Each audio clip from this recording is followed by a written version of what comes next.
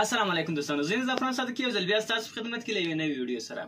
دوستانو دا ویډیو د هغو دوستانو لپاره داسې د کور یا د کارخانې یا کلینیک یا بل داسې دکان لپاره د شپې د ورځې ژوندی برق غواړي. 220 برق، 15 کیلو واټه، 3 کیلو واټه، 2 کیلو واټه، 1 کیلو واټ، هر څومره برق چې غواړي د هغو دوستانو لپاره دا ویډیو ده او ډېر ښه کار کوي. د شپې د ورځې زه به د دې باره کې معلومات درکړم چې د شمسیان څو دانې لګېدلې دي او انورټر څومره انورټر لګېدلی ده، بیټرۍ څو دانې دي، دا ټول معلومات درکوم. نو دې خواته راسه. دا یې مالید لګېدلی ده، څوک ورته انورټر وایي او څوک ورته مالید وایي او څوک ورته ایبراید وایي. ساکو کمپنۍ ده او دا یې ډسپلې دی. د ډسپلې درته ښیم 213 ولټه برق درته کې ښکارېږي او دا د سولرو برق ده، د انورټر خواته ځي او دا د بیټریو برق انورټر خواته ځي او دا د ګروپانو خواته برق ځي او ګروپانو څخه اوس کم برق مصرفېږي. دا د AC غمی بلوي او داسې ده د چارجنګ غمی. د چارجنګ غمی اوس نه بلېږي ځکه چې بیټرۍ فول ډکې سوي دی، چارج ته ضرورت نشته.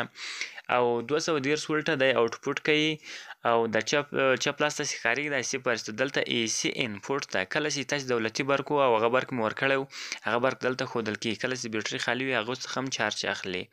نو موږ سولرو برق ورکړی د ضرورت نشته چې AC برق ورته ورکړو. دا تاسو ته ښکارېږي دا ماکس 520 تر 500 ولټه پورې برق اخلي او مثبت و منفي لري. دا BTA او DC 420 ولټه دا د بیټرۍ برق ده، 420 ولټه ورکول کېږي. او دا PC برق چې ده AC آوټ دلته ښه له ده څخه ژوندی برق وځي او AC ان چې تاسو ته ښکارېږي دغه برق ته که ته چېرته تاسې دولتي برق لرئ نو دولتي برق هم دلته ورکولی شئ، ژوندی برق. او دا دوم چې ده له دې څخه ژوندی برق AC آوټ چې ورباندې لیکلي له دې څخه برق وځي. که چېرته تاسې ژوندی برق ورکړی د شمسیو برق مې ورکړی د بیټرۍ برق وي نو هر برق وي هغه ټول هلته ځینې وځي. دا په سر کې خو د شمسیانو برق ده. اوس موږ تقریبا 8 دانې شمسیان ورته لګولي دي، مثبت و منفي لري او PC بیټرۍ دي او PC آوټپوټ برق ده او اخر کې چې ده انپوټ هغه برق ته چې د دولتي برق ورکول کېږي. او دا موږ سیستم لګولی دی د دې کنټرول لپاره. فیوز وسوځي یا چنجاور مې لګولی ده. دا یې بیټرۍ دی 12 ولټه هره بیټرۍ ده او 1.5 سل امپیره ده. 4 دانې بیټرۍ مې لګولي. دې کنکشن مې داسې کړی چې له ټولو څخه مې 420 ولټه برق جوړ کړی ده.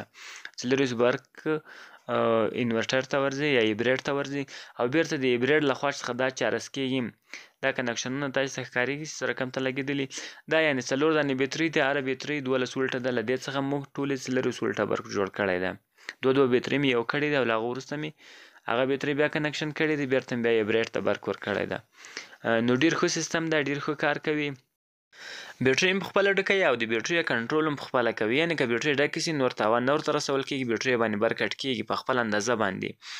او کله چې بیټرۍ ډکې ولې سي شمسي برق ورباندې کم سوی بیرته له بیټریو څخه دی پخپله اتومات کار اخلي، یعنې برق جټکه نه کوي، کټ کېږي نه. او دغه کوم برق چې دی آوټپوټ کوي هغه هیڅ خراب نه وي، سم برق وي، یعنې هیڅ تاوان چې ته نه رسوي، جټکه نه کوي، شی خرابوي نه، کم و زیات نه کوي، یو رقم ته برق وي. دا یې شمسیان ورته لګېدلي 8 دانې شمسیان دي. د شمسیانو څخه د ورځې کار اخیستل کېږي او اضافه برق یې بیټریو ته ورځي. کله چې بیا بیټرۍ شمسیان کمزوري سول بیا بیرته له بیټریو کار اخیستل کېږي، پخپله اتومات کار کوي. دوستانو کوم ویډیو خوښ شوې چینل سبسکرایب کړئ، ویډیو لایک کړئ. الله مو مل شه.